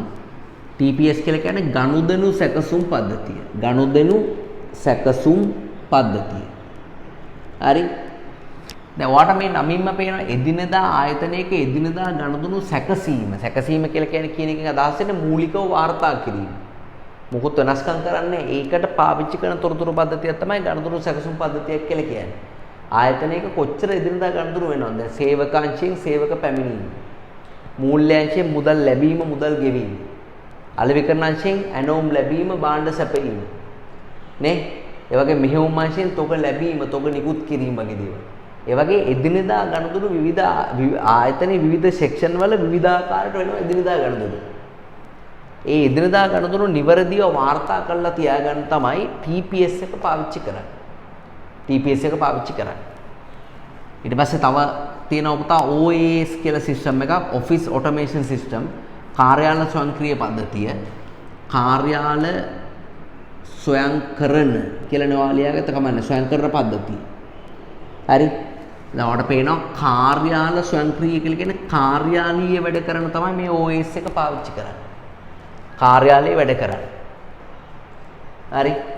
මේවා පාවිච්චි කරන්න අපි ඉස්සෙල්ලා කතා කරපු දත්ත සේවකව තමයි පාවිච්චි කරන්නේ. දැනුම සේවකෙත් එක්ක ඉන්න ලිපිකරුවෝ දත්ත ඇතුල් කරන අය ඒගොල්ලෝ තමයි OS එක පාවිච්චි කරන්නේ. ඔය Word, PowerPoint, Excel හරි. අන්න ඒ වගේ දේවල් සාමාන්‍යයෙන් කාර්යාලීය වැඩ කටයුතු වලට පාවිච්චි කරන පැකේජ්. ෆොටෝකොපි ගහන මේ සිස්ටම් තියෙනවා, ඊමේල් එන සිස්ටම් තියෙනවා. ලිපි තැපැල් කරන පද්ධති තියෙනවා වෙනම. අන්න ඒවා තමයි OS එකට උදාහරණ වෙන්නේ. ඊට පස්සේ ඊළඟ කාර්යය තමයි TPS OS අනිත් එක තමයි පුතා KWS කියලා කියන්නේ knowledge work system. ආයතනික පල්ලෙහාම ඉන්න අය තමයි සාමාන්‍යයෙන් TPS එකක් පාවිච්චි කරන්නේ. ඒ කියන්නේ අපි ඕක දූරාවලියකට ඇන්දොත් දරුවනේ. දැන් ඔබ දන්නවා ආයතනික සාමාන්‍යයෙන් සෙක්ෂන් 4යි තියෙන්නේ. ඉහළ මැද පෙළ පහළ මේ ඉහළ ඒ කියන්නේ උපක්‍රමික මට්ටම, කළමනාකරණ මට්ටම, දැනුම මට්ටම, ඊළඟට මෙහෙයුම් මට්ටම. ඔහොමනේ IT වලට අනුව බෙදෙන්නේ. TPS පාවිච්චි කරන්නේ පල්ලෙහාම මට්ටමේ අය. දැනුම ඒ කියන්නේ මෙහෙයුම් මට්ටමේ ඉන්න අය තමයි TPS පාවිච්චි කරන්නේ. හරි? ඒ කියන්නේ මම ටික ලොකුට අඳින්නම්. හරි ආයතනයක මෙහෙයුම් මට්ටමේ ඉන්න අය තමයි TPS කියන එක පාවිච්චි කරන්නේ. මෙහෙයුම් මට්ටමේ ඉන්න අය. ඊට පස්සේ මේ දැනුම මට්ටමේ ඔයාලට මතක ඇති දැනුම මට්ටමේ දැනුම සේවකයෝ දත්ත සේවකයෝ දෙකම ඉන්නවා දැනුම මට්ටමේ.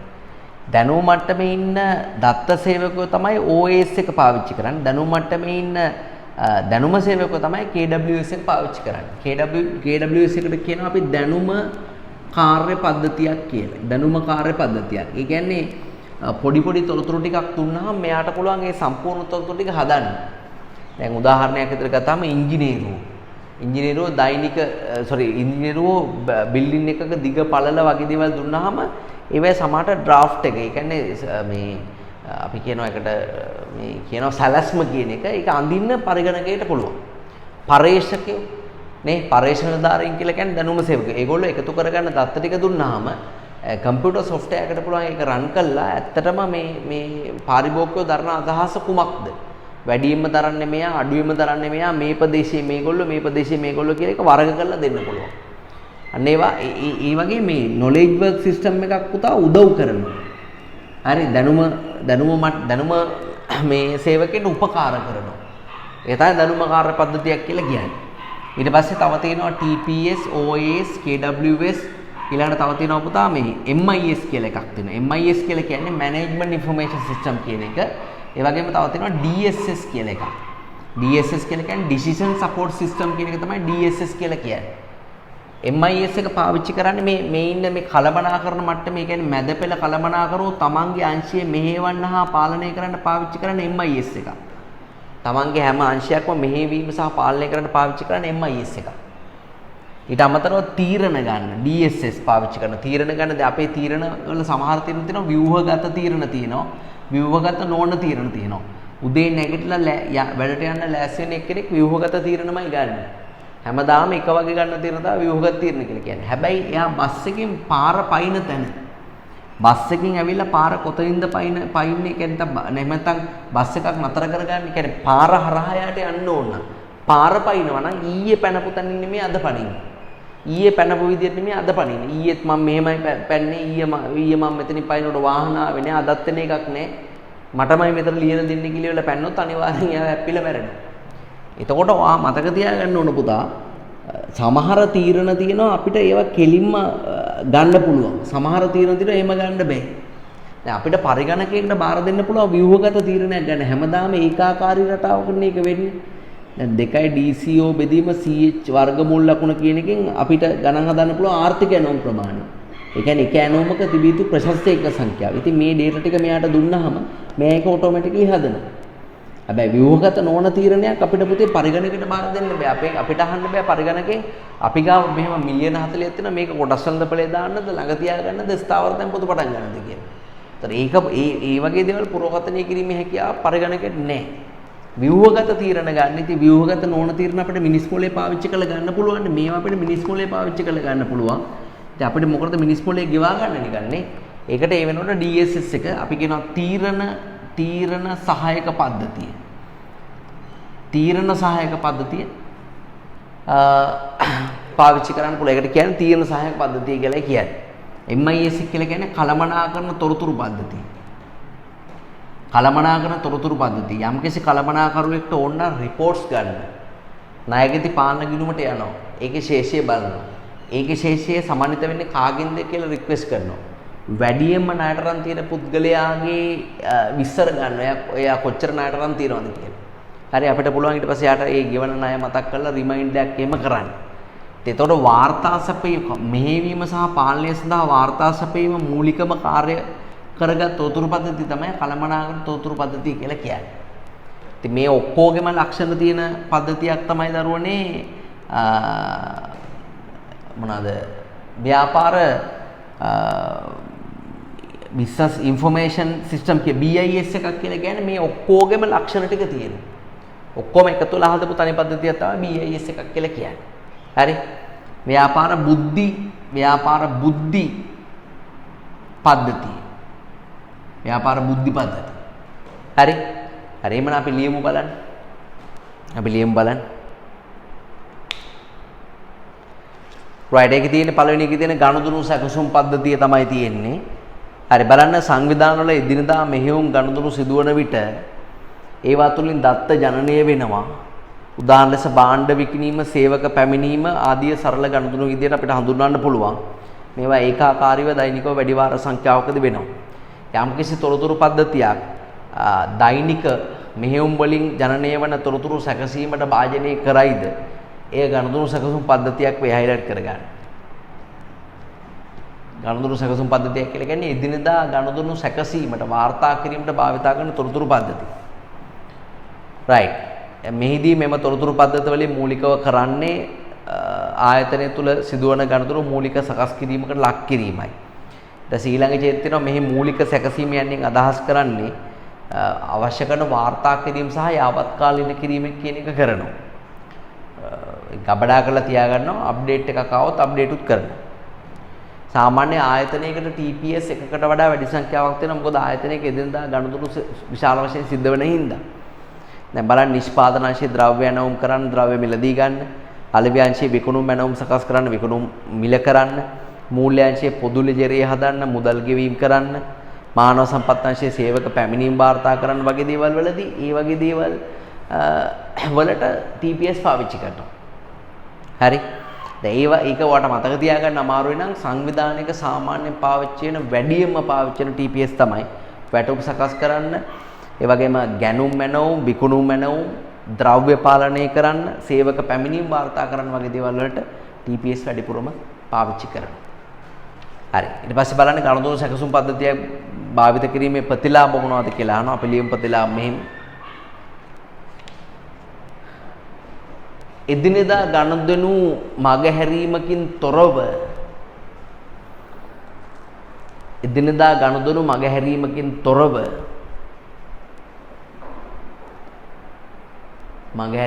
තොරව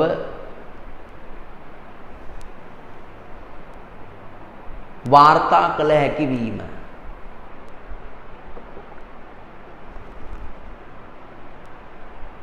වාර්තා කළ හැකි වීම.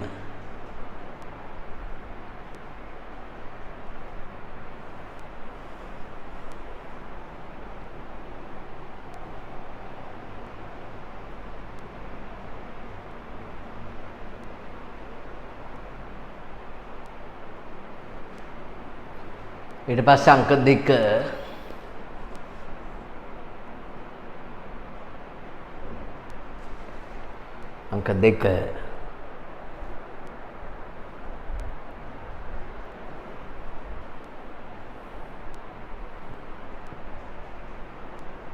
තොරතුරු වාර්තා කිරීමට භාවිත කරන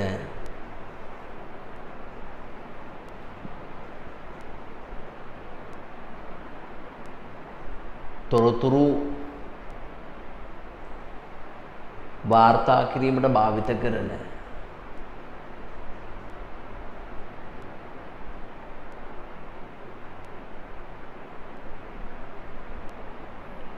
සේවකීන් සංඛ්‍යාව අඩු කරගත හැක.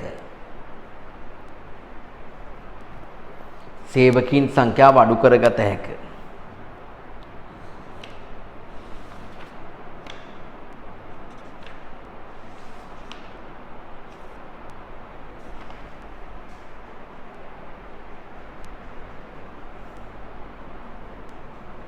ඊට පස්සේ අවශ්‍ය ඕනෑම අවස්ථාවකදී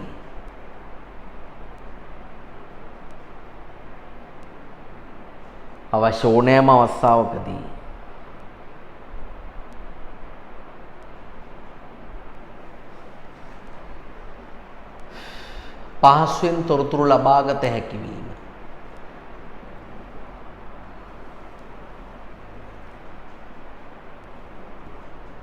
පහසුවෙන් තොරතුරු ලබාගත හැකි වීම.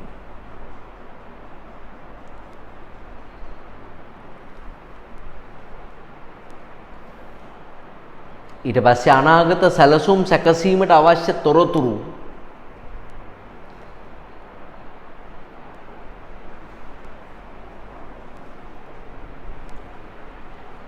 අනාගත සැලසුම් සකස් කිරීමට අවශ්‍ය තොරතුරු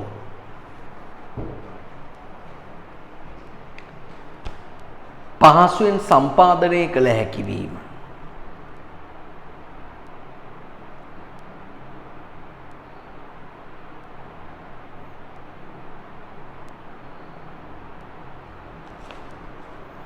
සම්පාදනය කළ හැකි වීම.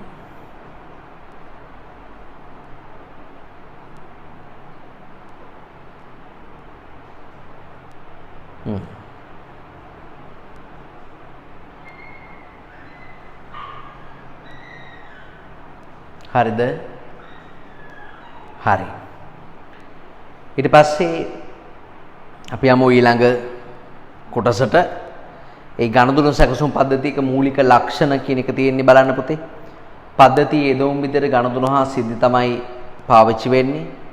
හැමදාම එක වගේ සිද්ධ වෙන ඒකාකාරී ගණදුන තමයි ඒක සටහන් කරන්නේ. දැන් සේවකව පැමිණෙනවා කියන්නේ හැමදාම එක වගේ සිද්ධ වෙන දෙයක්. මෙහෙයුම් කළමනාකරුවන්ට කියන්නේ පහළ කළමනාකරුවට අවශ්‍ය කරන තොරතුරු තමයි සපයන්නේ. විශාල පරිමාණන්ගේ එදිනදා දත්ත සැකසීමට භාජනය කරනවා.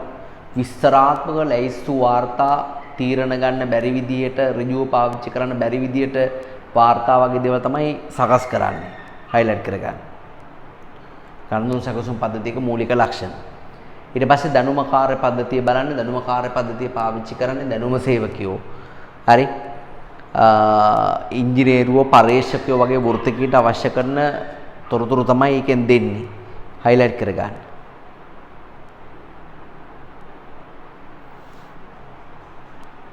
මේවා ඉතින් අර ඒකාකාරී නොවන ආකාරයට තොරතුරු ලබා දීම තමයි කරන්නේ. උදාහරණයක් බලන්න. පරිගණක ආශ්‍රිත සැලසුම් කරන පද්ධති CAD කියන සිස්ටම් එක. ඔය ඉංජිනේරුවෝ එක එක දේවල් ඩිසයින් කරන්න, බිල්ඩින්, වාහන, යන්ත්‍ර ඩිසයින් කරන්න CAD කියන එක පාවිච්චි කරනවා. ඒ වගේම ප්‍රස්තාර, පරිගණක ප්‍රස්තාර පද්ධතිය හයිලයිට් කරගන්න. ප්‍රස්තාර පද්ධතිය.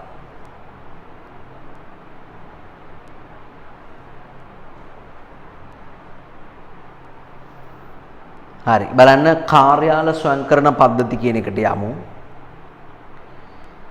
මෙම පද්ධති දත්ත සේවකයෝ තමයි කාර්යාල ස්වයංකරණ පද්ධති පාවිච්චි කරන්නේ. ලිපිකරුවෝ, පොත් තබන්නෝ, ලේකම්වරු වගේ වෘත්තිකයෝ මේ කාර්යාල ස්වයංක්‍රීය පද්ධති පාවිච්චි කරනවා. හරි.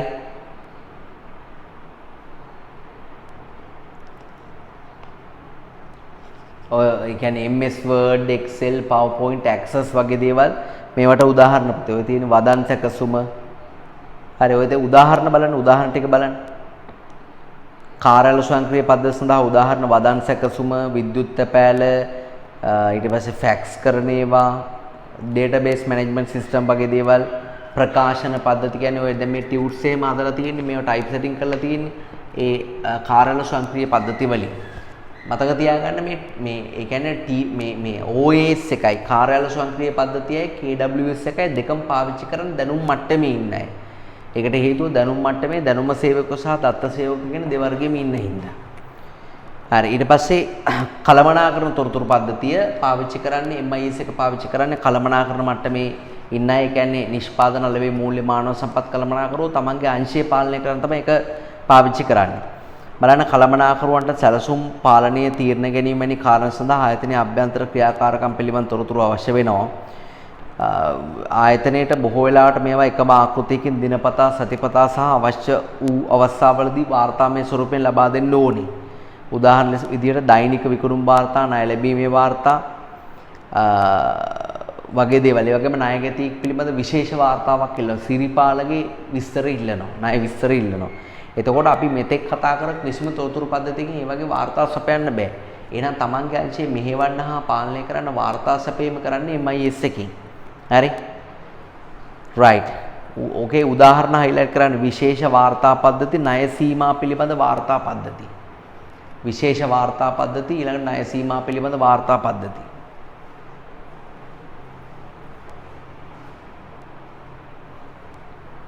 හරි. බලන්න කළමනාකරණ MIS එක ලක්ෂණ බලන්න කළමනාකරණ තොරතුරු පද්ධතියක ලක්ෂණ. මැද පෙළ කළමනාකරුවන්ට ව්‍යුහගත තීරණ. කියන්නේ හැමදාම එක වගේ තීරණ ගන්න අවශ්‍ය කරන තොරතුරු සපයනවා. ඒකාකාරී රටාවකට වාර්තා ලබා දෙනවා. සාරාංශගත තොරතුරු තමයි දෙන්නේ. මෙහෙවීම හා පාලනය සඳහා උපකාර කරනවා. ආයතනයේ මේ අංශයේ මෙහෙවන්න හා පාලනය කරන්න. හරි. ඒ වගේ 4-5ක් highlight කරගත්තාම මධ්‍ය කාලීන තීරණ ගන්න තමයි මේ තොරතුරු සපයන්නේ. කොහොමද දැන් මේ මැද පෙළ කළමනාකරුවෝ ගන්නේ දිගු කාලීන තීරණ නෙමෙයි මැදි කාලීන තීරණ. පහළ අය ගන්නේ කෙටි කාලීන තීරණ. right. තීරණ උපකාරක පද්ධතිය decision support system කියන එක බලන්න. කළමනාකරුවන් ලෙස කටයුතු කිරීමේදී ඔවුන් සිදු කරන ප්‍රධාන භූමිකාවක් වන්නේ තීරණ ගන්නකු ලෙස වැඩ කිරීමයි. තීරණ ගැනීමේදී අවශ්‍ය තොරතුරු බොහෝ විට ඒකාකාරී නොවන ගණනය කිරීම වගේ දේවල්. බාහිර මූලාශ්‍ර වලින්ද තොරතුරු ගන්න ඕනේ. ගණිතමය ආකෘතිය වට ආදේශ කරන්න වෙනවා.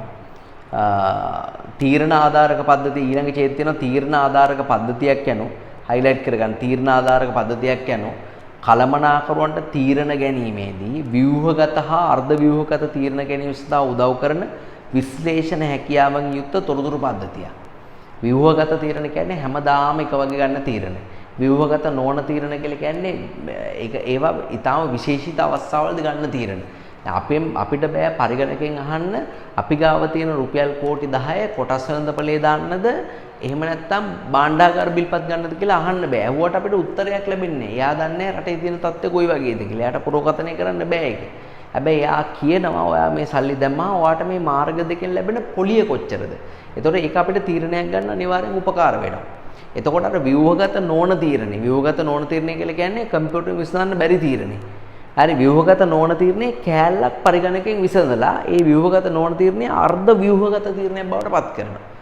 හරි ව්‍යුහගත තීරණ කියලා කියන්නේ හැමදාම එක වගේ ගන්න පුළුවන් තීරණ. හරි බලන්න ඒකයි ඔය ව්‍යුහගත හා අර්ධ ව්‍යුහගත තීරණ ගැනීම සඳහා උපකාර කරන ලබන විශ්ලේෂණ හැකියාවෙන් යුක්ත තොරතුරු පද්ධතියක් වෙයි කියලා කිව්වේ ඒකයි. හරි ඒක highlight කරගන්න. right අනිත් ඉස්සර කියව ගන්න ඒ ඉස්සර සාමාන්‍ය දේවල් තියෙන විදායක උපකාරක පද්ධතිය පාවිච්චි කරන ආයතන ඉහළම ඉන්න කළමනාකරුවෝ තමයි විදායක උපකාරක පද්ධතිය. ඒ කියන්නේ ආයතනයේ ඉන්න උපක්‍රමික මට්ටමේ ඉන්න අය තමයි ESS එක පාවිච්චි කරන්නේ. ඒගොල්ලන්ට අනාගතයේ පුරෝකථනය කිරීමේ හැකියාව අවශ්‍ය වෙනවා. මේවැනි තොරතුරු පද්ධති වලට වර්තමාන තොරතුරු දුන්නාම ඒගොල්ලෝ අනාගත දේවල් අපිට හදලා දෙනවා. ඔය අයවැය සකස් කරන ඒවා තව ඉතිරි අවුරුදු 5කට මානව සම්පත් කොච්චර ඕනද ඉතිරි අවුරුදු 5කට විකුණුම් කොච්චර වෙයිද වගේ දේවල් තමයි ඒගොල්ලන් හදලා දෙන්නේ. බලන්න ආයතනයක සිටින විධායක කළමනාකරුවන්ට බොහෝ විට තීරණ ගැනීමට සිදුවන්නේ ව්‍යුහගත නොවන තීරණ. ඒකාකාරී රටාවකට තීරණ ගන්න බෑ. එහෙනම් බලන්න එසේම මොවුන්ට බහුල් ලෙස බාහිර තොරතුරුත් අවශ්‍ය වෙනවා. මෙවැනි අවශ්‍යතා සහිත කළමනාකරුවන්ට තොරතුරු ලබා දීමට පිටුවා තියෙන තොරතුරු පද්ධතිය තමයි විධායක උපකාරක පද්ධතිය කියලා කියන්නේ. උපපද්ධති කීපයක්ම දාලා තියෙනවා නම් උදාහරණයක් ගත්ත හැකි. හරි. අවුරුදු 5කට විකුණුම්, අවුරුදු 5කට නිෂ්පාදන කටයුතු, අවුරුදු 5කට ලාභය, අවුරුදු 5කට පුද්ගලයෝ වගේ අය කොච්චර ඕනද කියලා සැලසුම් කරන්න පුළුවන්. එතකොට ඒවට කල්තියා සූදානම් වීමේ හැකියාව අනිවාර්යයෙන්ම තියෙනවා. හරි. දැන් එකම රූප සරහනකින් පෙන්වන්නත් පුළුවන් අපිට මෙන්න මේ රූප සරහන. හරි 15 පාවිච්චි කරන්න TPS. දැනුම් මට්ටමේ දැනුම අය KWS. දැනුම් මට්ටමේ දත්ත අය OAS එක පාවිච්චි කරනවා. නේ? මැදපෙළ කළමනාකරුවෝ තීරණ ගන්න පාවිච්චි කරනවා DSS එක. තමන්ගේ අංශයේ මෙහෙවන්න හා පාලනය කරනවා මොකද්ද? MIS එක. හරි. ඊට අමතරව උපක්‍රමික මට්ටමේ අය අනාගතයේ පිළිබඳ තීරණ ගන්න ESS එක පාවිච්චි කරනවා. ඒක තමයි රූප සරහනේ තියෙන්නේ. හරි බලන්න එතකොට 1 2 3 4 5 කියලා මේ ප්‍රශ්න සෙට් එකක් තියෙනවා මාත් එක්කම කරමු මේ ප්‍රශ්න ටික. මෙහෙයුම් මට්ටමේ තොරතුරු පද්ධතියකින් ගණනුරු සැකසුම් පද්ධතිය. ඉහත සේවකයන් අතරින් දත්ත සේවක ලෙස සැලකෙන්නේ. ඉංජිනේරු ගණකාධිකාරී කියන අය ඒගොල්ලෝ දත්ත සේවකයෝ නෙමෙයි දැනුම සේවකයෝ. ගෘහ නිර්මාණ ශිල්පීන් පොත් තබන්නන් තමයි අපිට ගන්න වෙන්නේ. ඉංජිනේරුවෝයි ගෘහ නිර්මාණ ශිල්පීන් අතර වෙනසක් තියෙනවා. ඈ සහ ඊ උත්තරේ 5.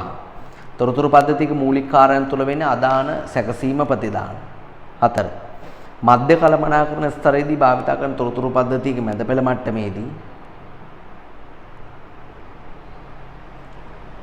මධ්‍ය කළමනාකරණ ස්තරයේදී භාවිත කරන තොරතුරු පද්ධතියකී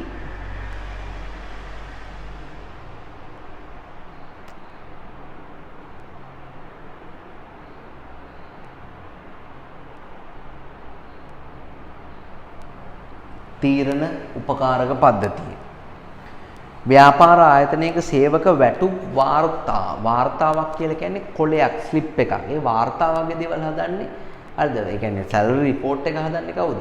දැනුම් මට්ටමේ ඉන්න දත්ත සේවකයෝ. ඒකට ඒගොල්ලෝ පාවිච්චි කරන්නේ මොකද? කාර්යාල ස්වයංකරණ පද්ධතිය. කාර්යාල ස්වයංකරණ පද්ධතිය. තීරණ ගැනීම නියාමනය පාලනය දැක්කොත් මැදපෙළ අංශයෙන් තමයි නියාමනය පාලනය කරන්නේ. නියාමනය පාලනය කරන්නේ MIS එකෙන් MIS දැනුම් මට්ටමේදී යොදා ගන්න තොරතුරු පද්ධති දෙකයි මොකද්ද? OAS එකයි KWS එකයි. OAS එකයි KWS එකයි. right ඊට පස්සේ ඔය පහත වගුව සම්පූර්ණ කරන්න කියලා තියෙනවා. හරි අපි වගුව සම්පූර්ණ කරමු බලන්න අපිට ලේසියෙන් සම්පූර්ණ කරගන්න පුළුවන් ඒ වගුව පිට අංක 26 තියෙන. TPS අරමුණ බලන්න එදිනදා ජනතවන ගනුදෙනු වල දත්ත සැකසීම. එදිනදා දත්ත සැකසීම තමයි අරමුණ වෙන්නේ. මට්ටම මොකක්ද? යාගේ මට්ටම TPS එකේ මට්ටම මොකක්ද? මේ උම් මට්ටම. ගන්න තීරණ වල ස්වභාවය ඒකාකාරී. දත්ත ගන්න කොහෙන්ද? කොහෙන්ද යා දත්ත ගන්න? ගනුදෙනු හා සිද්ධි වලින්. ගනුදෙනු හා සිද්ධි වලින්.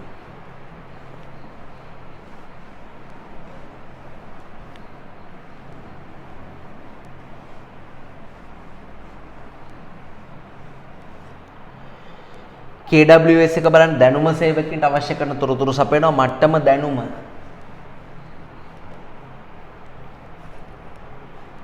තීරණවල ස්වභාවය ඒකාකාරී නොවේ.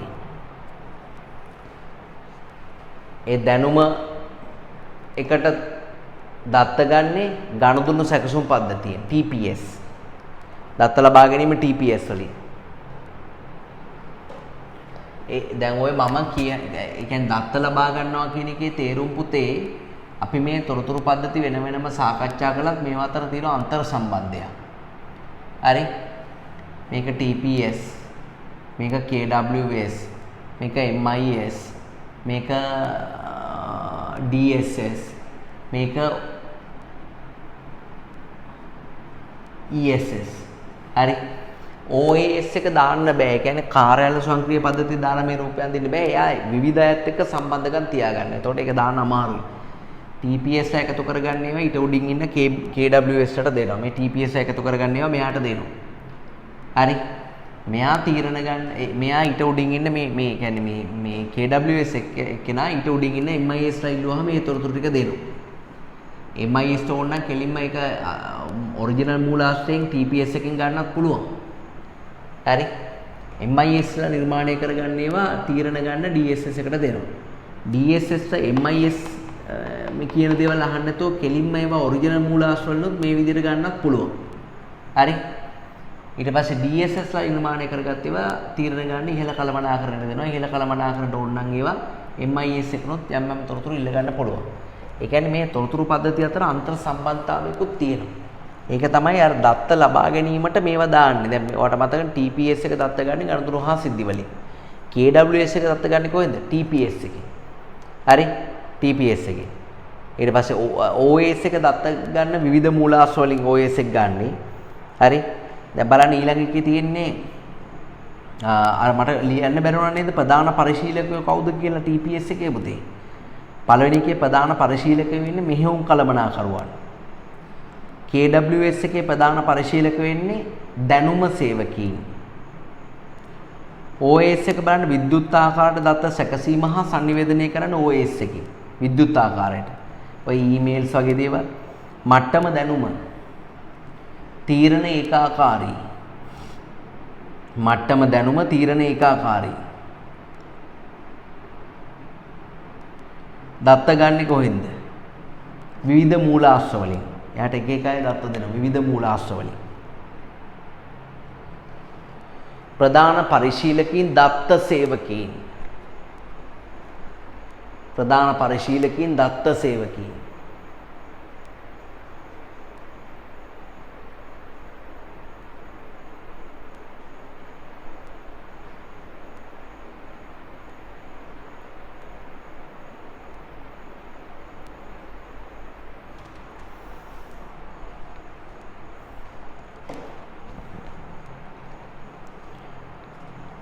දත්ත සේවකීන්.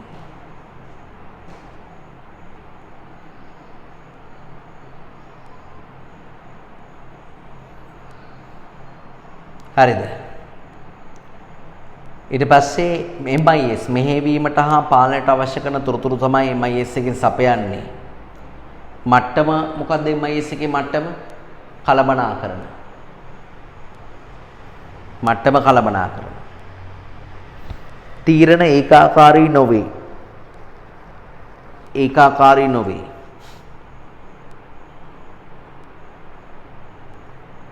MIS එකට දත්ත ගන්නෙ කොහෙන්ද? මේ තුනම මේ දෙකම ලියන්න. TPS KWS. MIS එකට දත්ත ගන්න TPS KWS. ප්‍රධාන පරිශීලකයෝ මැද පෙළ කළමනාකරුවන්.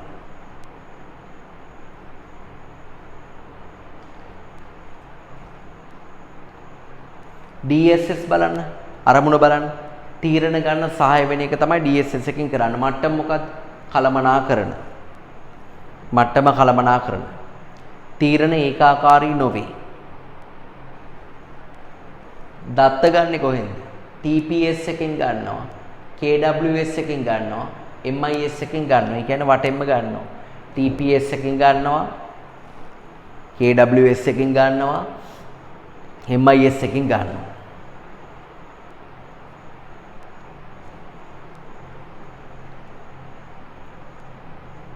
ප්‍රධාන පරිශීලකයෝ මැද පෙළ කළමනාකරුවෝ.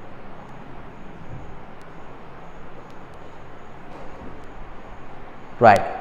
ESS එක බලන්න. ESS එක ඉහළ කළමනාකරුවන් සඳහා තොරතුරු සම්පාදනය කරනවා. ඉහළ කළමනාකරුවන් සඳහා තොරතුරු සම්පාදනය කරනවා.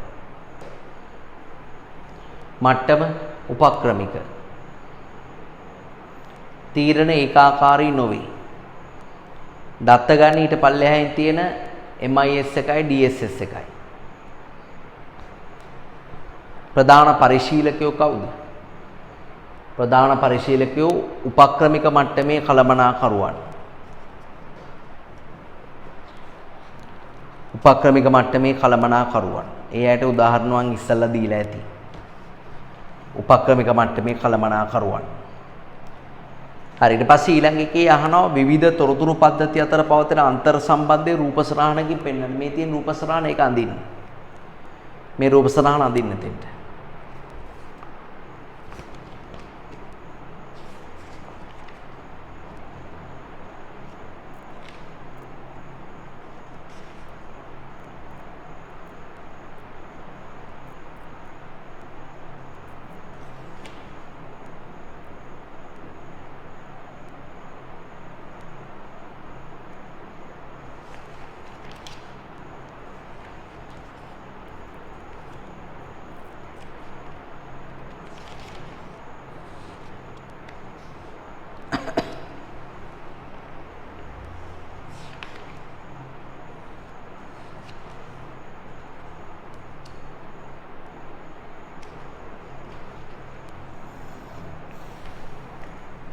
හරිද?